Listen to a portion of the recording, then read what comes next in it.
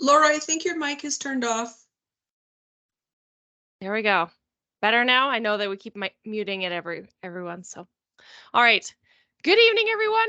I'm Laura Hack. I'm chair for the Board of Trustees. I want to say thank you for joining us this evening. We truly appreciate you making the time to attend tonight's meeting, especially before a long weekend.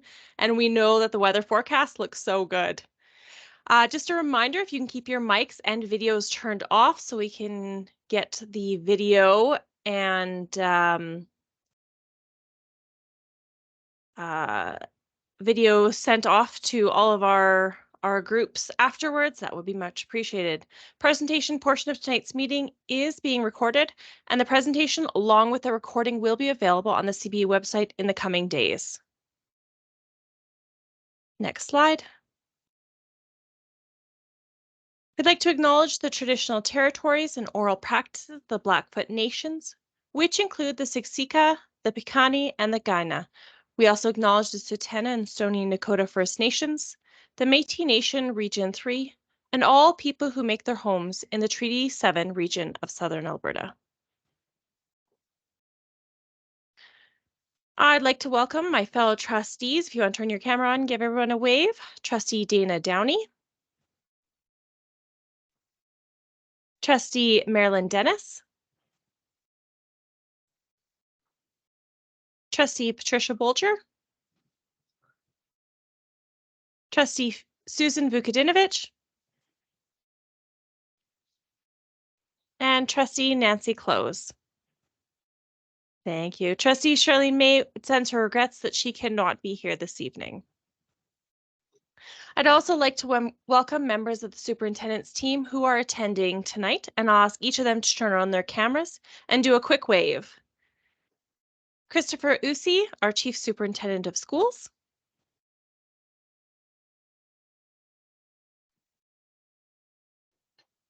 Brad Grundy, our Superintendent of Finance, Technology Services, our CFO and Corporate Treasurer.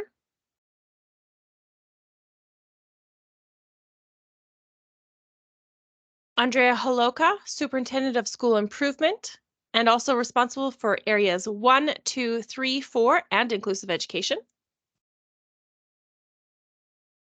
Thank you. And Danny Breton, Superintendent of Facilities and Environmental Services. Wonderful. All right, as outlined in the meeting invite that you all received, we will be providing an update on a number of topics with time for question and answer and breakout conversations with your trustee and fellow school council members. We are also introducing a new interactive poll this evening. Rather than sending out the meeting evaluation after the fact and getting you to fill out a survey, which we know sometimes gets lost or emails pile up, we're going to try something new this evening. We're hoping that you can all participate in the polls that will happen in the chat, as well as the bracket sessions that will happen following. I'm going to pass the torch over to my fellow colleague, Trustee Downey, to start us off.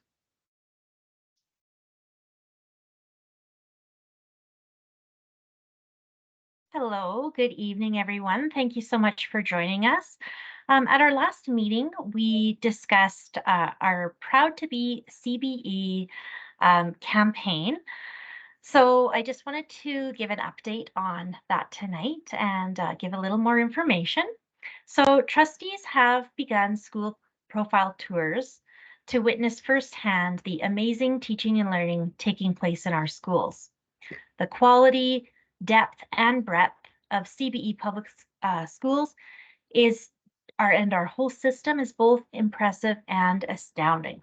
So far, we have visited Lester B. Pearson High School, Bishop Pinkham, which is a grade 7 to 9 regular program, as well as French immersion school, and William Roper Hull, which offers specialized programming for students K to 12. We are excited to visit Patrick Airley, an elementary school in the city's northeast later this month. Tonight, I'd like to share with you some highlights from our Lester B. Pearson visit. Please keep your eyes peeled for next week's CBE Connections in your inbox, which will contain a story about our visit to Bishop Pinkham. We ask that you share these stories far and wide to spread our collective enthusiasm and support for public education. We appreciate each and every one of you who are here tonight, and we acknowledge the hard work that you do for our students. Although we recognize challenges in public education, there is much to celebrate. So please help us take up the torch on Proud to be CBE. We encourage you to share your own stories of why you are proud to be CBE. So I'd like to take a minute to talk about Lester B. Pearson High School. It is home to more than 1,500 students in grades 10 to 12. The school is a community that celebrates diversity, with students coming from a variety of backgrounds and with 59 languages spoken. Students and staff could hardly wait to tell us what makes them proud about their school, and we'd like to take a moment to share a brief video that we recorded on this tour. Before we do that, I just want to remind you to stay tuned for more stories about Proud to be CBE on our website and in CBE Connections. We look forward to more visits throughout our term, and we will continue to highlight our schools through various CBE communication channels. So we'll watch a video together. We hope you enjoy it, and then I will be turning the presentation over to Trustee Close.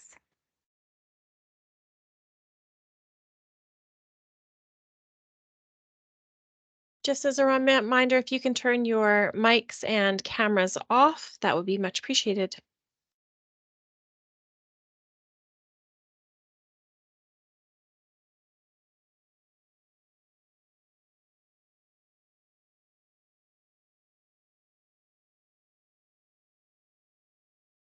I don't think we have any sound right now. I'm just Background wondering. and just everybody in general. We have amazing students. We have a wonderful, amazing principal. We do a variety of different 3D printing.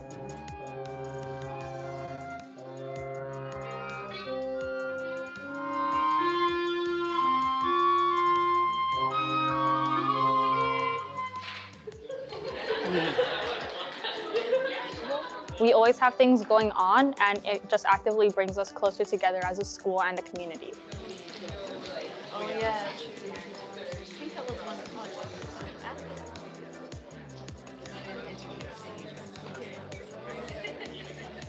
We had our staff and students paint what the land means to them. Oh, very nice.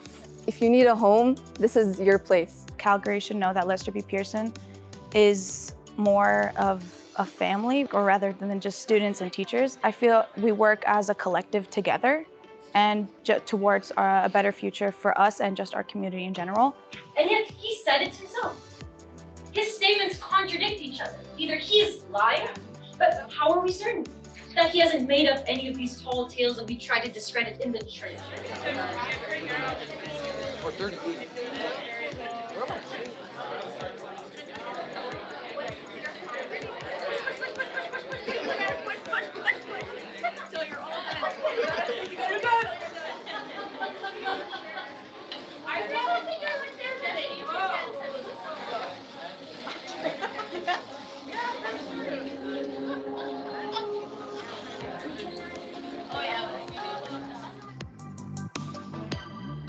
Honestly, they want me to succeed and they want to see me as a leader in other places in my community as well. We all share our hearts, and we all want the best for each other. I would love for the whole world to know that Lester B. Pearson represents Calgary in such a beautiful, amazing way.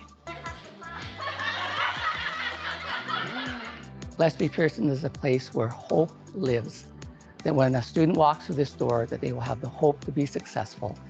And when it's time to walk the stage, when they hit grade 12 and they're ready to graduate, that they are ready for whatever life has in store for them.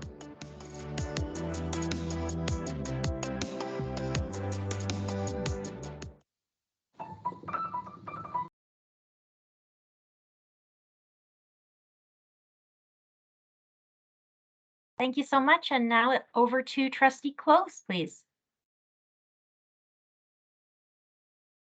Thanks, Trustee Downey. I'll get started even though the presentation's not up, because I just want to share that video always makes me smile and maybe a little bit teary-eyed, and I hope the same has happened for you.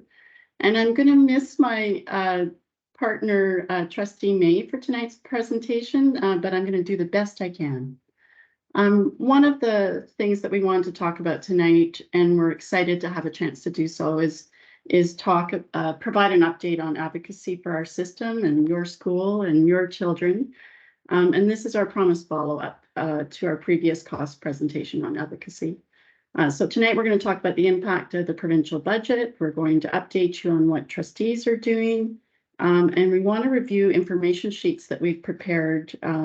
And these are tools, as we promised last time, that we hope you'll find easy to use when engaging in conversations at your doors or in your communities or with your MLAs and with candidates in the upcoming election about what a future budget in support of public education could look like. And I'll get back to that in a little bit, what that means. But as mentioned at our last cost meeting, we need your help in sharing your stories and about CBE's successes and some of the pressure points that we might still be facing. We each can make a difference in our own way.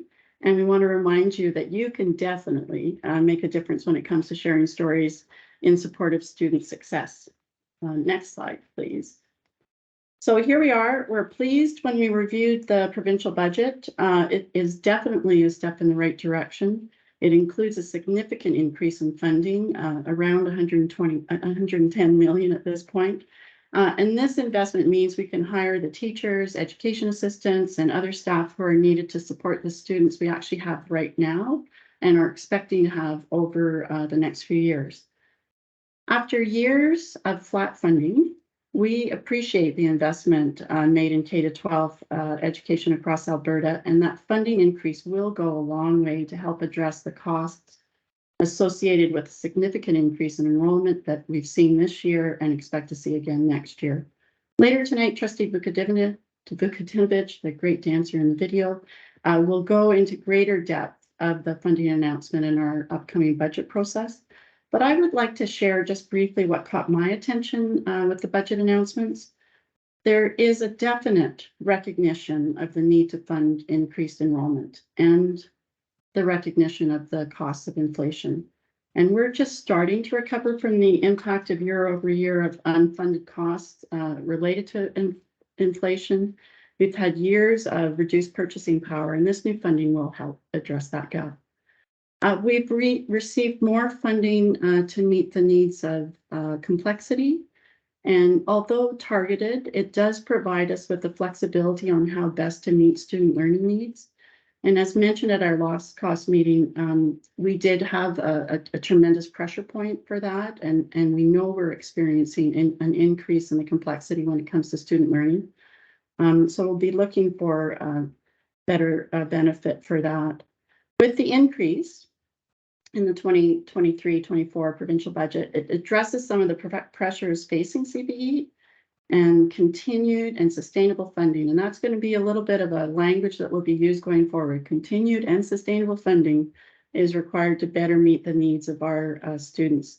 So we'll, as trustees, continue to advocate for support and increased collaboration going forward. But more on that in the next slide. So as previously mentioned, we're going to continue our advocacy. And how do we do that? It's through relationship building.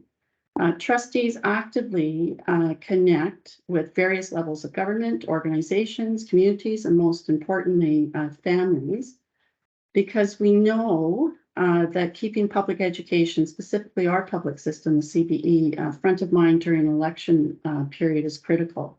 So we're building on the relationships that we've already made. We're having collaborative conversations to allow us to highlight our successes, but also allow us to work together to find solutions.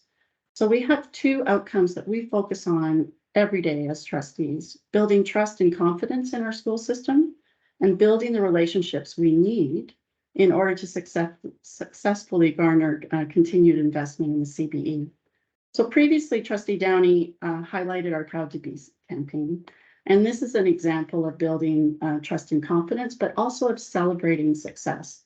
So while this is a larger campaign, we've also been enjoying school visits where we actually take our MLAs and counselors into our schools, because the best advocacy is in sharing stories. Real life matters, context matters, and there's nothing more powerful than being able to walk through a school with either an MLA or a counselor and showcase the amazing learning that's going on with students and the amazing work that teachers are doing in each of our schools.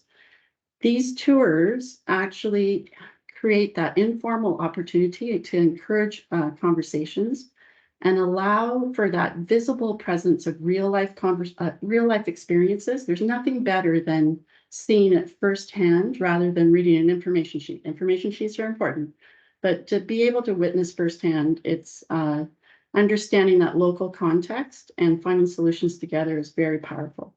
So one of the other things I want to share is when we as trustees talk to students in grade 6 about local government, and often we're standing beside the MLA that represents the provincial government, it's pretty obvious how important that working relationship is with at the MLAs in the province, because you stand there and you talk about the province sets the funding, the province sets the curriculum, the province sets the learning outcomes. Well, elected trustees and school systems are those on the ground experts to provide and represent local context and expectation of how we should best deliver programs in order to meet student success. All about student success, achievement, equity, and student well-being. Those tours also demonstrate the unique schools we have across our system, as well as how that fabric of schools impact community. I'd like to share a few stories from those tours just to highlight the importance of building increased understanding. There was one tour I was on in the Deep South, and it was just so amazing to see student work displayed on bulletin boards outside of each classroom. And the MLA and I were privy to students from kindergarten to grade 6 presenting what they had learned and presenting actually the ranking of what like a 1 to 4 looks like. It was just marvelous and so exciting to see the MLA ask the questions, be engaged, and of course, a very proud moment. We also had a great conversation with the principal and the assistant principal at the end of that tour around the data that they use in order to make decisions on how to best meet the needs of students. And that was probably the first time for me that we had the conversation around, here's the complexity of the students within our system, and here are the needs that we need to have met. Great impact. I think another example is recently in my own neighborhood, in fact, toured the MLA at the school, and we were able to talk about and witness firsthand the increased enrollment that has come from net migration to our city. We're going to welcome every student that comes to our schools because we know we can, and we want them in our public education system. But there are some challenges with that. And so we had great thoughtful conversations actually with the counselor and the MLA about what that could look like going forward and the needs that we need to have met. Another example is touring a school that was probably categorized as 70% of utilization. And you walk through that school and you go, oh my goodness, they are so using the facility so well to meet student learning needs.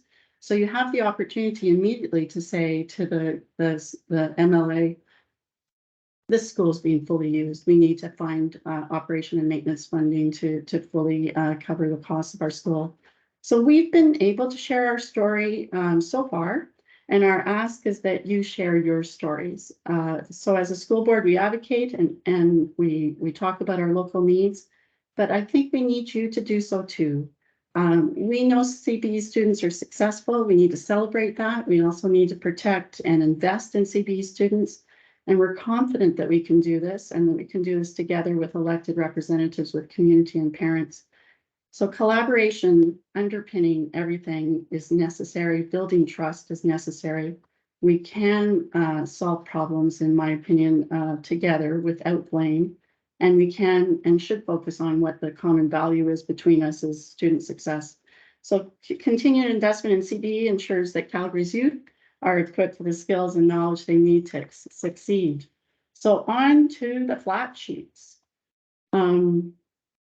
At our last cost meeting, we promised we'd provide you with information so that you can easily talk about how the CBE is efficient, effective, and a critical part of the public education sector. And our first information sheet is on how CBE is part of Alberta's success story. And this sheet provides information about what we're proud of. And it talks about how, and gives some information around how students are successful, that families do have choice within the CBE, and that CBE is an integral part of community. And we have that lovely infographic that parents seem to appreciate about how every cent of funding supports CBE schools. So we've shared this information with our MLAs, and we will share it with in the upcoming election with candidates and community members in advance of the election on May 29th. Our next slide is the flip side of the, our next information sheet, excuse me, is the flip side of our success story, and it's our need for continued investment. So investing in CBE students plays a big part in a strong Alberta, and we're trying to draw those connections. So from rising enrollment and increased student complexity to the real cost of keeping schools running in a period of high inflation, the increased funding that we do receive will be allocated in the best interest of students. Continued investment must be sustained, there it is, to ensure students are equipped with the skills and knowledge that they need to succeed. So just briefly, and I think Trustee Bolger is providing the links in the chat, but it's also on our website under our advocacy page. But continued investment for us, how we define it, it means expanding supports for students with complex needs. We already talked about how 1 in 6 students in the CBE require specialized learning supports, and we're seeing our student population become increasingly diverse. So while recent funding increases will help, the need still exceeds resources available. We need to adjust the annual base funding to keep pace. This school year saw a phenomenal increase of more than 5,800 students, or enough to fill 10 elementary schools. And we need that base funding adjusted to keep pace with enrollment growth and escalating costs. We need that every year. And we need to fund the real cost of school operations. Since the 2015-2016 school year, our inflationary costs have increased 19%, and that covers items like utilities, maintenance, custodial services, and insurance. And I referenced the inflation and trying to close that gap. We also need to simplify grant applications. And while we appreciate the autonomy we have to direct dollars in the best interest of students, and we're seeing a movement towards that bit, we need still to reduce the red tape. So ultimately, the access to grants needs to be further simplified, and we need to have more timely access to grants. So we need them at the beginning of the year, not in the middle of the year, or not near the end. We're also a continued investment means committing to more modernizations and new schools. And Trustee Dennis will speak more about new schools and modernization in a moment, but we still require more schools to support the rapid growth in our city. And we still need students to be learning in up-to-date facilities close to home. And last but certainly not least, because we're very proud of the success of the career education programs at CBE, we need to advocate for sustainable, predictable base funding for that program. We want to work collaboratively with government to develop partnerships. We want to continue to leverage industry expertise, and we do that in a phenomenal way, to address the equity of access and develop common standards and structures to support high school pathways to success. And our next slide, just want to share that we've highlighted our current reality. We've talked about the impacts on budget and the importance of storytelling. We've also created an information sheet on how to make a difference. So you too, yes you can talk to your MLA, and we've included a handy contact sheet as well. You can get ready for the upcoming election on May 29th. Take the opportunity to read party platforms, ask questions, share perspectives with candidates at the door, and most importantly, of course, vote. keep public education and CBE top of mind over the next few weeks. We hope that the information sheets that we've created will help you with your storytelling and the support of public education. And the question that we think that could be powerful to ask during the election period is, how will candidates support investment in public education, support investment in CBE? What would a future provincial budget look like for public education for CBE? And hopefully they'll provide you directly with the answers. So if your question about the success of CBE schools, share your personal stories and point to the information sheet on Alberta's success story. If your question about whether CBE is top heavy or spending money wisely, we have that great information sheet on how each dollar is spent. If you're asked about what more does CBE need, we've provided you our definition of what continued investment looks like, but you can also personally address that from your own school-based experience, because stories matter, context matter, students matter. So I know this is a lot of information to process, and trustees are always available by email or you can phone us to answer any questions that you may have. Tonight, we'll probably direct the superintendents to answer the questions in this particular area. Or if you need additional information, please do reach out. But thank you for your time, your commitment to your children, to your school, to your community, to our province, to public education. And I'll now turn it over to Trustee Dennis to talk about the capital plan. Thanks so much. Thank you so much, Trustee Close, and thank you everyone for joining us tonight on this beautiful spring evening in Calgary. We're so glad that you took some time out to spend some time with us tonight. I'm really pleased to share some information with you this evening regarding our 3-year school capital plan. And so on March 1st, the government announced either full funding, planning funding, or pre-planning funding for all of CBE's year 1 priorities and for 2 of our year 2 priorities from our 2023-2026 capital plan. And so on the slide there, you can see which projects funding was announced for. So we received full funding to modernize John G. Diefenbaker High School, received planning and pre-planning funding to modernize Annie Gale, Sir Johnny Macdonald, and A.E. Cross schools. And also from our year 2 priorities, we received planning and pre-planning funding for 2 new schools, a high school in Cornerstone and a middle school in Saddle Ridge. And also just on the new schools front, we were really excited this year to be able to celebrate the official opening of 3 new schools in Southeast Calgary, Mahogany, Lakeshore, and Bayside schools. Earlier this week, we were able to finally welcome students into Prairie Sky School in Northeast Calgary. And in the fall, we are excited to be opening up a high school in North Calgary, our North Trail High School. In the next slide, I'll share a few updates about our 2024 to 2027 capital plan, which the Board of Trustees approved on March the 21st.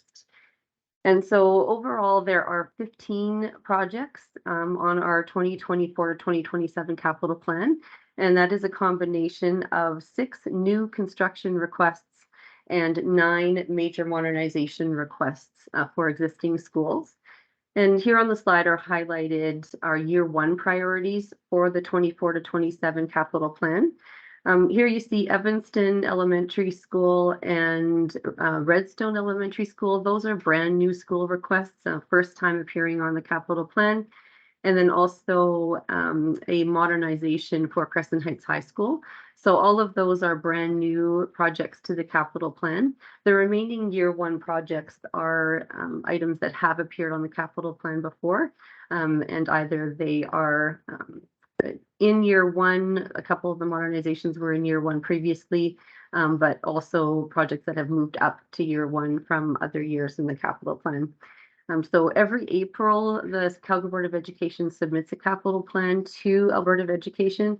And in that plan, we identify our priorities for either new school construction or major modernizations for existing schools. And so the CBE doesn't decide when new schools are built or when modernizations will take place. The provincial government determines when, where, and how all of those projects will happen, or in particular, the new schools. And so all new schools are delivered by Alberta Infrastructure, and major modernizations are managed by the CBE. And I believe Patricia is going to put a link to our 3-year school capital plan in the chat, and I see it's there. So if you want to take a look at that, there's lots of information in there all the time. And so I would encourage you to take a read of that. And so the school board, your trustees advocated for all 4 of our year 1 priorities to be granted with this last announcement. So we were pleased that all 4 of those were touched upon.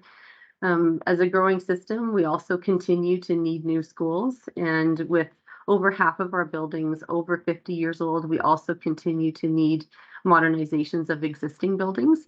And so your trustees will continue to advocate for both. And of course, your voices, community, really helps to move those projects forward. And so when you have an opportunity to speak to your MLAs, we would just encourage you to encourage them to support those projects and those asks with the capital announcements coming from government. And next slide, please. So a quick update on transportation. With this provincial budget announcement, Alberta Education announced additional funding for transportation.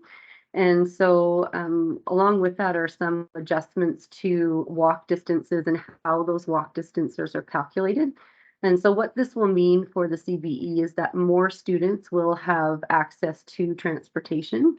At this time, it's a little bit too early for us to estimate what impact it may have on, bell times and things like transportation fees. And also, as we know, service providers continue to have a bit of a struggle with recruitment and retention of drivers. And so we don't have details for you in terms of what the impact of these changes might be to service levels in your community, but Superintendent Breton and his team are working diligently to work through those details, and certainly will provide you with more information as we have it. And although the expectation from government is that service adjustments will be made in time for September 2024, and so not this coming school year, but the following school year, there may be some adjustments that we'll be able to make for this coming fall.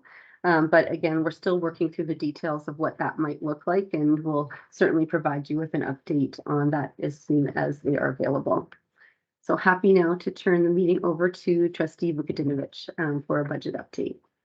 Can I just remind everyone to turn your cameras and mics off before we continue here, please?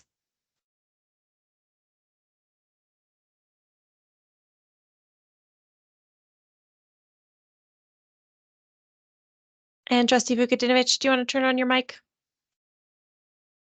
Sure, yes, thank you. Thank you, Chair Hack. Thank you, Chair Hack, and thank you, Trustee Dennis. So I'm going to talk about the proposed 2023-24 budget timeline. So as Trustee Close indicated earlier, the budget announcement on February 28th that the provincial government made included an additional $110 million for CBE students.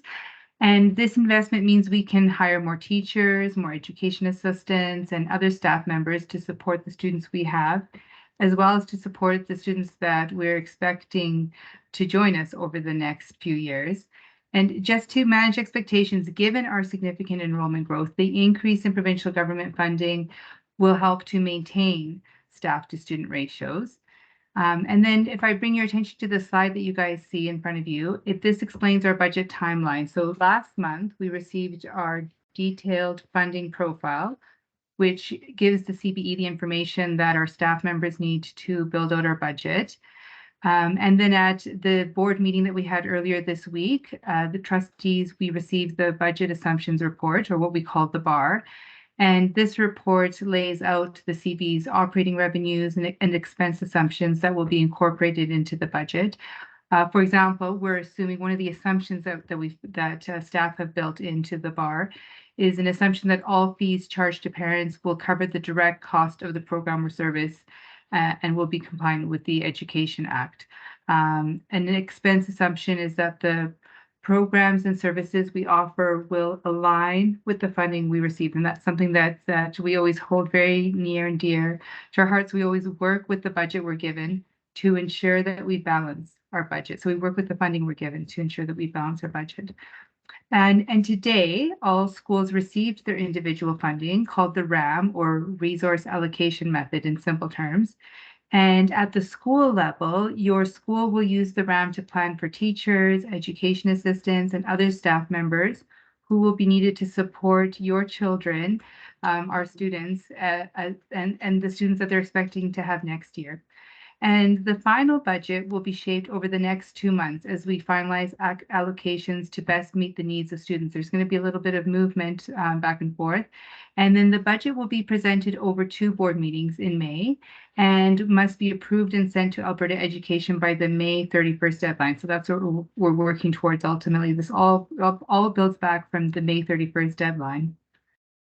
So that's my bit, and I will now turn it over to Trustee Bolger, who will talk about our education plan, and hopefully she will remember to turn her mic on.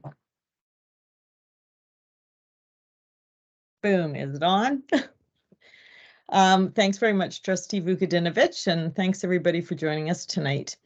So over the past couple of months, parents have been invited to share their feedback on school planning, which includes the school development plan, school budget, and fees. And I recently completed this myself as a CBE parent. And then from March 15th to 29th, parents were also invited to provide their perspectives on the CBE's education plan. So the education plan is a guiding document that is a direct reflection of priorities identified by the Board of Trustees, which are achievement, equity, and well-being. And this education plan connects each employee in the CBE to student success. So thank you to everyone who participated, and we certainly do value your feedback, and it will help when considering the next steps in refining the goals and key actions in the 3rd and final year of this 2021-24 education plan. Your voice and input is important in making sure that the CBE is the best it can be to ensure our board priorities are met. The board will be discussing and improving the education plan along with next year's budget at our May board meeting, as Trustee Vukadinovich just highlighted. And both of these documents must be submitted to Alberta Education before the end of May. And we will share more information with you through the June CBE connections on that. And now we're over to Chair Hack for the Q&A portion of our meeting. Fabulous. Thank you so much, Trustee Bolger. I know we just spent 37 minutes dumping information on you. We wanted to make sure that you're filled in on all the stuff that we're doing right now. You may have questions on beginning parts, middle parts, end parts. If you have questions on today's presentation on any of the sections, we're happy to take those. What I'd like you to do is put your first and last name in the chat, along with the word either question or comment. This way that everybody gets to hear your question or comment, and we're not having to go into the chat to read those. Your name will be called on in order that you put that in by Trustee Vukadinovich, and then we will get you to turn on your camera, mic, state your question or comment, and happy to answer though. We have trustees here this evening to answer some of the questions, and we also have superintendents to help answer some of the operational questions that you may have. Trustee Vukadinovich, who do we have first? Yes, Chair Hack, I would like to call on Chris Moen, please. All right. Hi there, everybody. Can you hear me okay? Yes, we can. Thank you. All right. Thank you. So my question for tonight is on the provincial budget. So back when the provincial budget was released, it was quite intentional, in my opinion, that the provincial budget increased the basic grant, and the specific reference that was coming from the Minister of Education, Adriana LaGrange, was explicitly to go to hiring more teachers. And then the increase in the SLS grant, which was double the increase of the basic grant, was there in order to hire more educational assistants. Now, what I'm hearing from at the school council level is something that's quite different. From my principal is that all the funding that they were, if my school was able to get more funding, they wouldn't hire more teachers to reduce class sizes. Instead, they would put all the money into additional EAs. And then all the parents on school council that don't have kids with an EA requirement or need, suddenly saying, like, what are you doing for us? The average parent seems to be more concerned with reducing class sizes than working towards the class sizes complexity. So I guess in order to just kind of wrap it up with the question is, how are we translating, the provincial budget, which said basic student grant increase of 5% goes towards hiring new teachers, versus the SLS grant,